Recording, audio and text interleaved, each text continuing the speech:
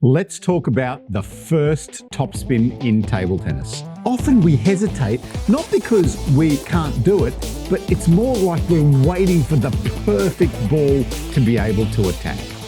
Our skill spotlight today is on that first topspin stroke.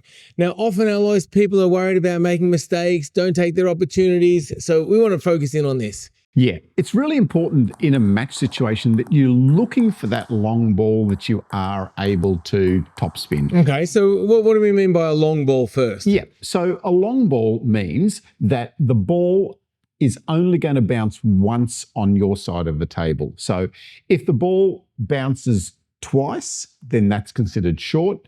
If the ball only bounces once and then the second bounce is off the end of the table, that's considered a long ball. Okay, and so the short ball, obviously we can't play our topspin because we can't swing over the table. Yeah, it's harder to, unless it's high. Unless it's high, yeah. But if it's low, then it's harder to make the topspin there. Yep. But any long ball then, in theory, we can attack it. Correct, yeah. So as soon as that ball is going to come off the end of the table on the second bounce, then that's attackable territory. Okay, but then we're saying that, and we see this a lot with players, they're a little hesitant to, I don't know if it's they're worried about a mistake or they're just, scared. Yeah. One is that they're hesitant and they're worried about, if I don't get it on.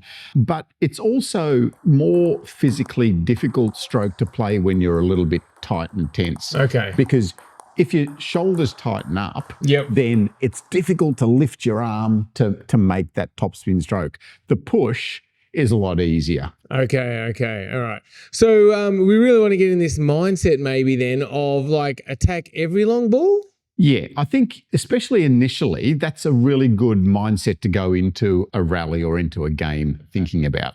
So if you're thinking about looking for that ball that's coming long, then you're in a better mindset and a better place to be able to make that attacking stroke.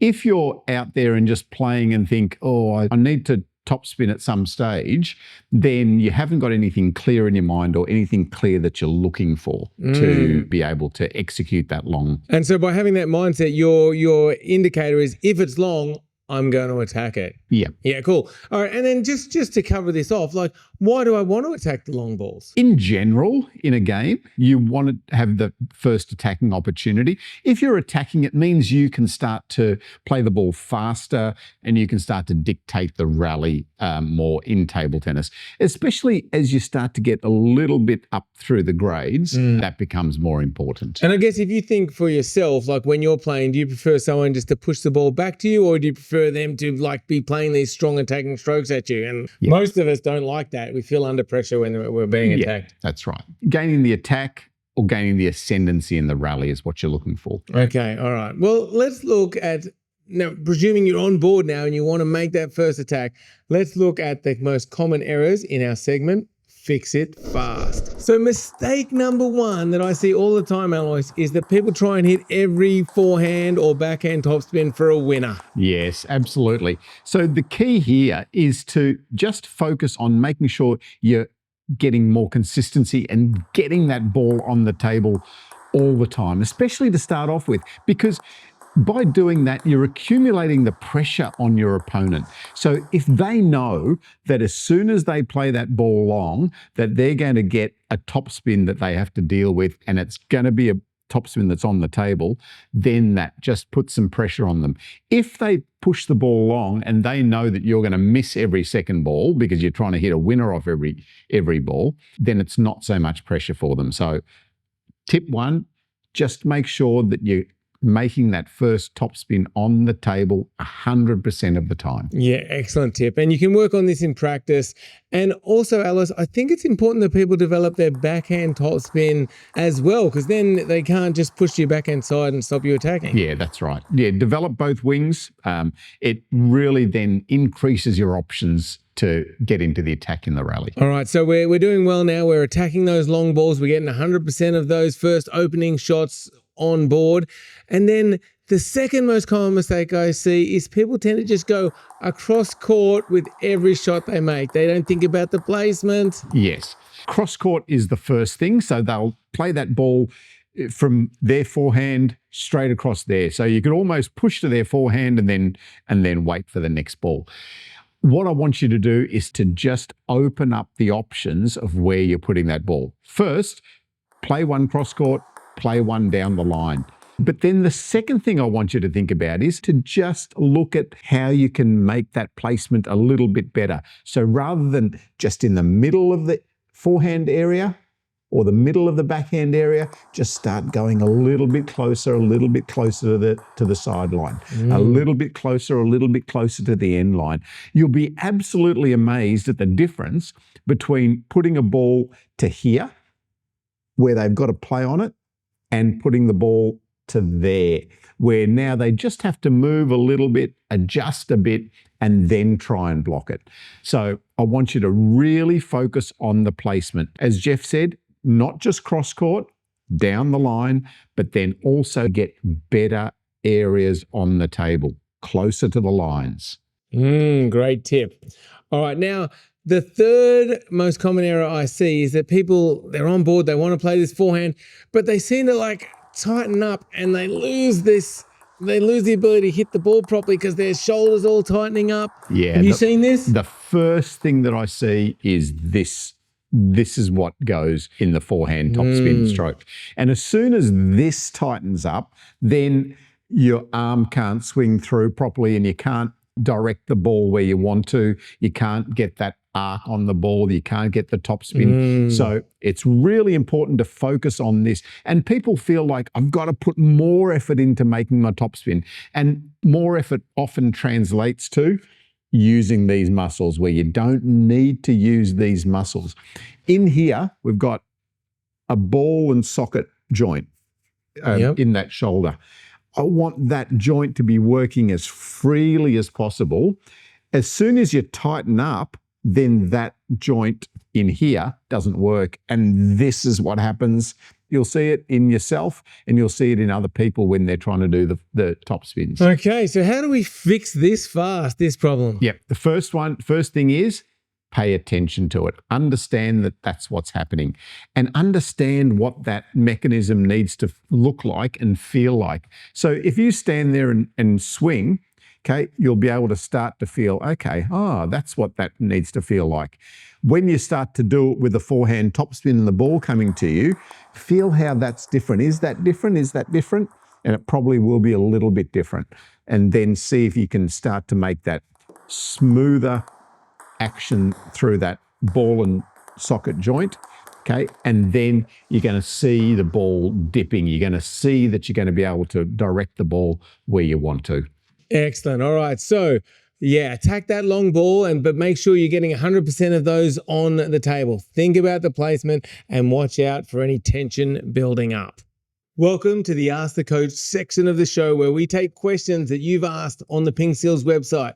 And first up is a question from Kastab, who has said, I have problems with my third ball attack. I don't understand how to adjust my footwork for the third ball attack, and this is stopping me making that stroke.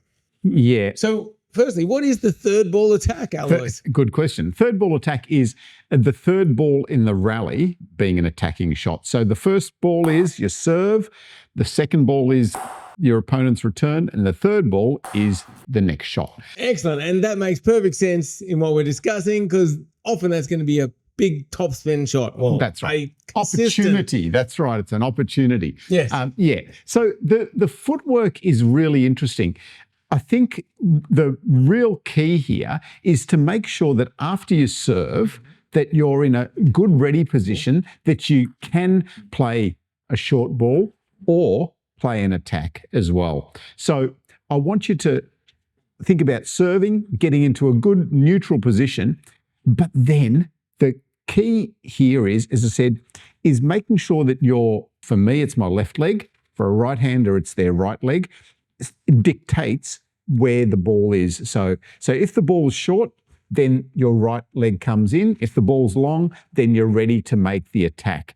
Often players aren't in a good position with their right leg and they might be here and the ball comes long and they're not ready to make that attacking ball. So it's just about your right leg being in good position that's dictated by the length of the ball. Okay.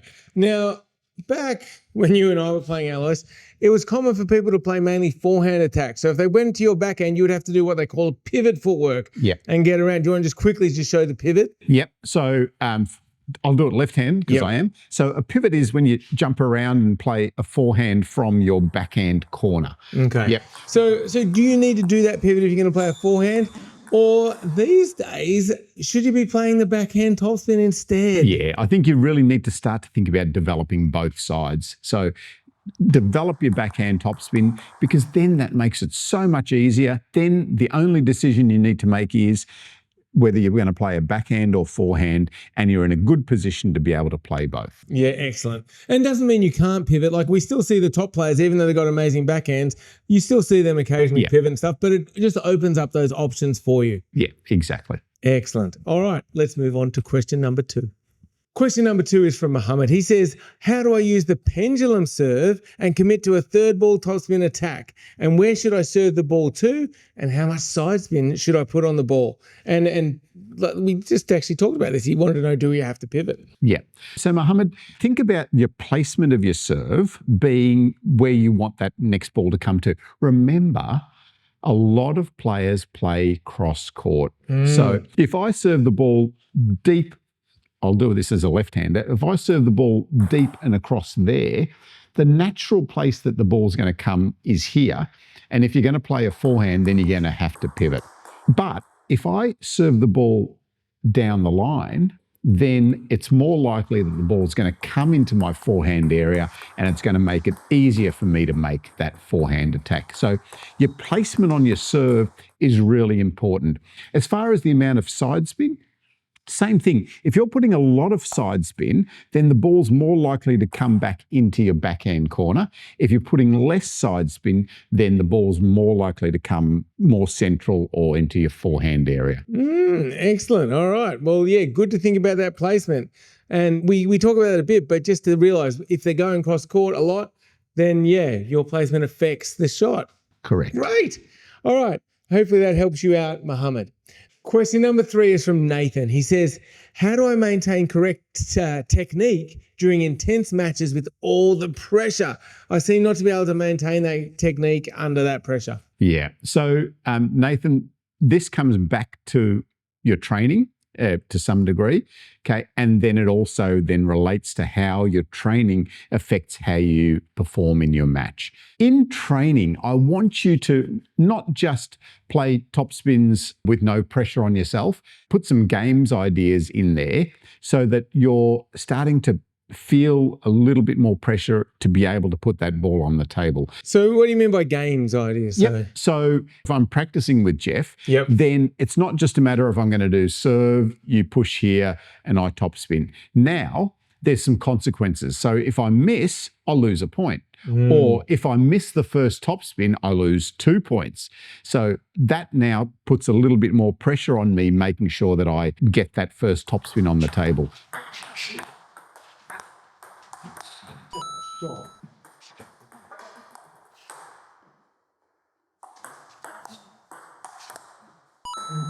One all. 2 points, 1-3.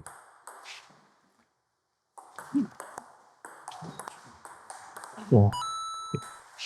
So that when you go into the match situation, you're already used to having a little bit of pressure on you, because otherwise you get to a match and it feels completely different to what your training feels like. This approach is good when you want to improve your mental toughness in these situations, isn't it? But you don't have to play a game with every bit of your practice, do you? No, you don't have to, but the more you can introduce just a few game-like ideas into your training, then again, the closer it starts to become to what a game feels like. And then having the thought of winning and losing in the match situation, you've already done it thousands and thousands of times in the practice situation. Okay. Great tip. Hopefully that helps you out, Nathan. Welcome to Train Smarter. In this segment, we're going to give you 2 drill ideas that are going to help you with your top spins. The first one is the consistency drill. So what we're going to do is Jeff's going to do 10 third balls, and out of the 10, we're going to see how many times he can make that first topspin on the table. Let's go. 1 out of 1. 2 out of 2. 3 out of 3. Oh, that was a faster one. 3 out of 4. Come on. 4 out of 5. 5 out of 6. 6 out of 7. 7 out of 8. Oh, no. 7 out of 9.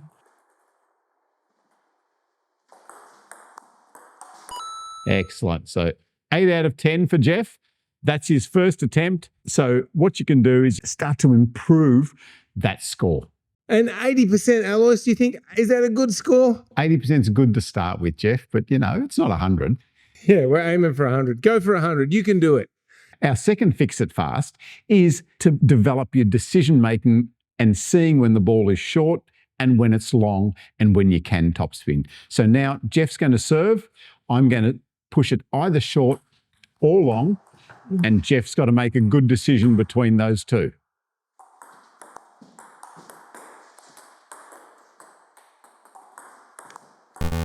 So that was a long one, didn't topspin. Great push. Ooh.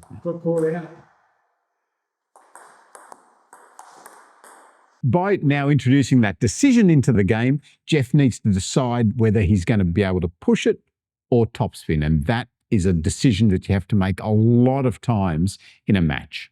Remember, the first topspin doesn't have to be perfect, but it does have to happen. Train your decision making, trust your stroke, and then watch your confidence increase. And we'd love to hear, what are your biggest challenges when trying to make that first attack? So our skill spotlight today is on the forehand topspin, and specifically, so our key...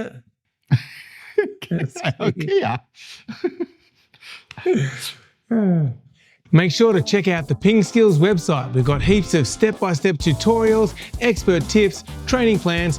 Plus, if you've got a table tennis question, you can ask it right there on the site, pingskills.com.